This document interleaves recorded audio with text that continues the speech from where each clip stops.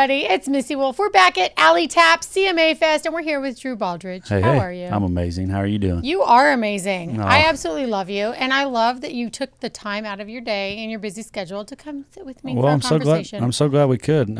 Sorry for being so late. There's crazy traffic out there. No, but because you were late, I actually got to see the finale of the band Steel downstairs, and I love when I get to see my artists perform. It's not just about interviews. I love watching them perform too. So no, totally. What have you been doing? What do you got going on, Mr. Busy? So we've been probably the last 6 months. Most of the time we've been out on the road doing a lot of stuff. But the last 6 months we've kind of taken off to create a new record, and we've been in the studio in the writing rooms, writing and listening to new songs and just recording. I think some of my best music that I've done yet. Music that is really me and who I am, and I kind of wanted to get back to why I started listening to country music, and it's the stories and the songs, and really dove deep on this album to pick out and write the songs that I really want. And so I feel like we got a good batch of songs, and we've been on radio tour for the last 3 weeks. So I've been in a different city every day. How's that been? It's been really rewarding and great to be out there and see my country radio friends that I haven't seen in a long time, and to hear what they think of the new music. And it's been really exciting, but also really tiring. We're in Monday through Friday. 1 week looks like Spokane, Vegas, Salt Lake City, Phoenix, LA, and that's like a normal week, every day. Wow, that's crazy. Yeah, and you're visiting 2 stations, and for those of you that don't know out there, once you sign like a record deal, you have to go meet All Country Radio, and it's called a radio tour, and if they like you and they like your songs, they play your music. Yeah. So you got to go out there and meet them all, and that's what we've been doing right now is meeting them. We don't have the single chosen yet.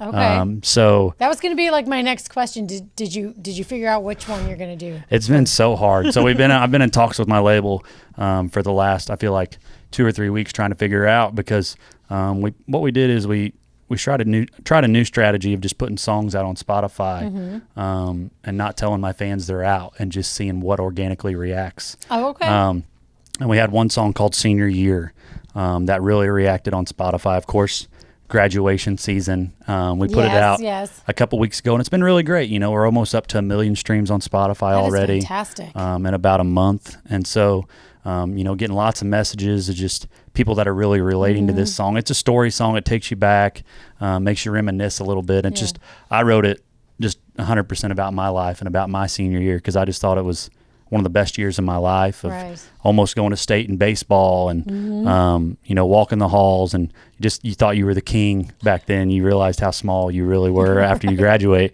But yeah, that's one of the songs we just put out. And this summer we're hoping to put out some new songs all summer long. Like I said, we have 3 or 4 songs that could be a single. Another song that's really special that I wrote is called She's Somebody's Daughter.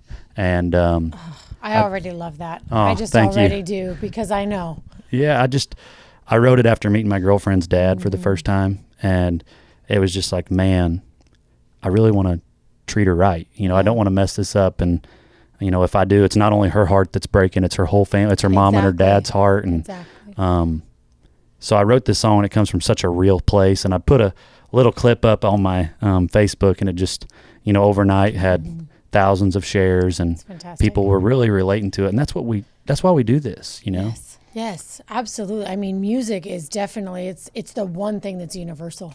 Yeah, it's so crazy. A couple of years ago, I got to go to Australia and play music over there, and it's just like when you're writing these songs here, you don't think about it reaching people all around the world, and music is just, I know in Australia they speak English, but it's just like even England and, all these different countries, France, music is universal language. Yes, and it just touches people in a way that nothing else can. There's an artist that I know who she lives in Arizona, and she does this music festival thing in Poland. And you know what I mean? It's like, it is everywhere. Yeah. It's the one thing that everybody can relate to, and it's fantastic. I love it. And it's healing. It's very really is. And I think, for this record we've been working on, I have no idea. I wish I could tell you, hey, the record's coming out this day.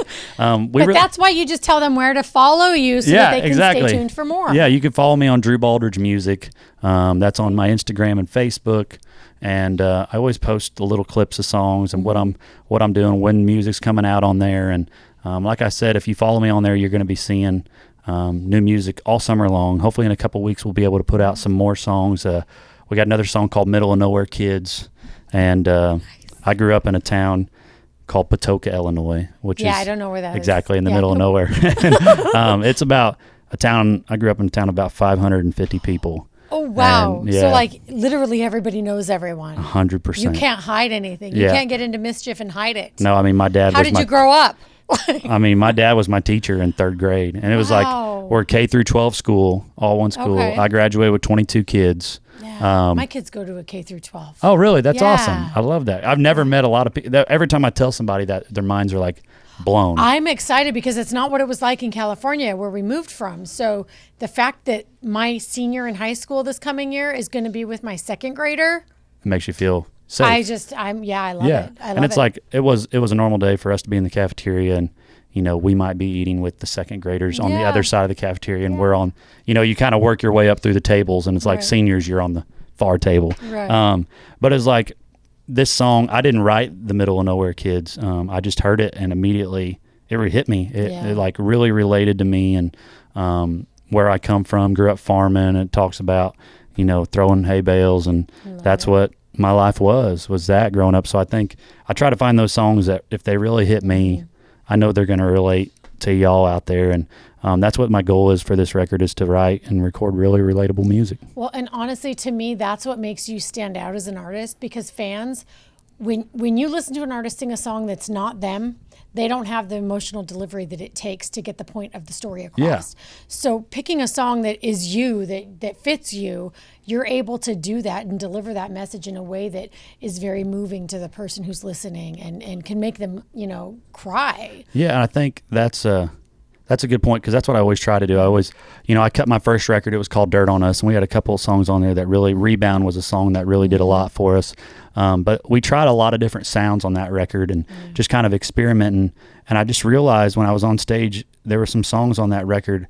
When I was singing, I felt like, wow, what am I, like, this is not me, And I think going through that first record, it took time to figure out who I was. And with the second record, CMA Fest is going to be, Saturday is actually going to be some of the first times I get to sing these songs. Oh my gosh, and so I know I'll be able to do it with passion. Yeah. They come from a real place, they're real stories, they're real life, and that's what country music is. Yes, absolutely. Absolutely. And that's what everybody who's coming to CMA Fest is ready for. They want to hear from everyone, and they want to be moved, and they just want to feel the inspiration and the emotions that the artists are up there. And it was delivering. like, I'll never forget the first time I heard Red Dirt Road. I was probably, I was 12 years old. I remember my brother showing me, he's like, you got to hear this song. And I heard it.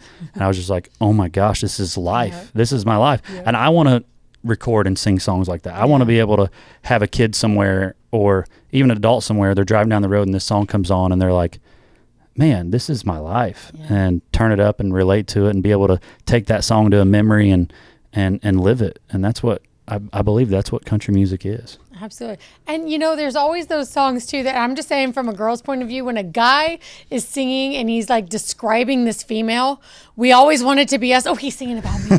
He's singing about me. That song is my song. But we all do it in different ways. We relate to songs in different ways. And I think that's amazing. And the fact that you have that thought and you want to put yourself into your music for your fans, I think that just speaks volumes as to who you are. Well, thank you. And it's so funny because we went out and we played this song senior year for a lot of radio friends, and we've had it out now for a while on Facebook, and it's available everywhere to purchase. And it's fun seeing everybody relates to it, like you said, in a different way. We have a line on there, burning tires to burnt CDs. And, for me, as soon as I see that, I see my CDs that I had on my visor, and everybody, They're written in Sharpie. Yeah, exactly. And that's what everybody said. They're like, we had our party playlist and we had our, love playlist and all this stuff. And it's funny. And, I was sitting there talking to people, everybody always has a story of like, one time me and my friend, we did this to this song, or we were out on the back road and we did this. And it's so funny because it's just like,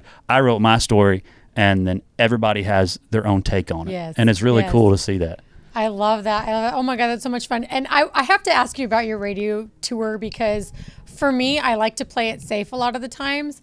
But when you're doing these radio tours, do you find yourself like adventurous when it comes to your food choices and where you're going to eat? Because for me, I have a hard time with that. I am not adventurous when it comes to food. It's like, so you play it safe too. 100%. Okay. Yeah. Like, I have a hard time. Like, I got a girlfriend 3 years ago and she's really changed my eating lifestyle because I'm from the Midwest. I'm steak and taters a lot, pizza every now and then, cheeseburgers. And so it's like, if we have one of those, like, I'm totally happy. I'm like the easiest person. I'm not, some kind of fancy dining place where I can't pronounce the words on the dadgum menu, like that's not my thing. But we do eat some of those places, which is kind of fun to, stretch out, I guess what you like to eat, but I like the simple things. Okay. I had to ask because that's got to be so like different at times where you're going to such different cities because every place is known for something different. Yeah, they really are.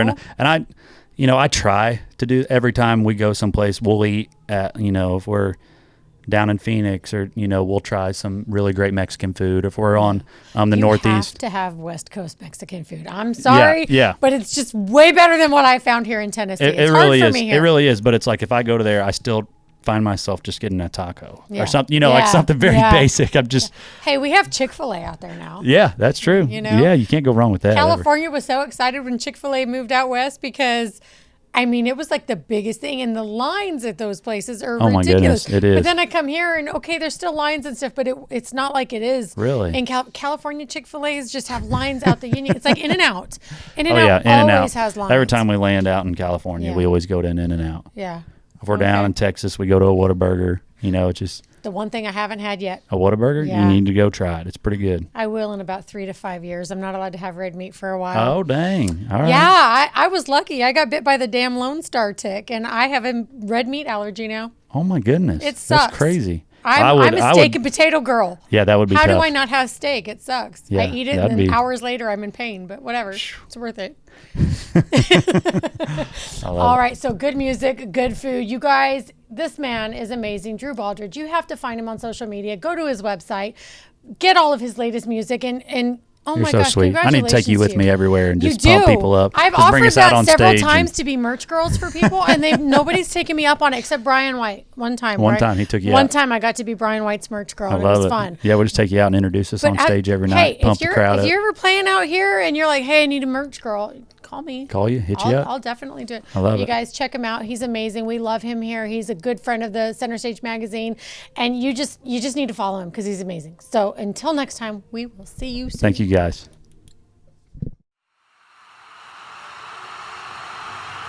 Yeah.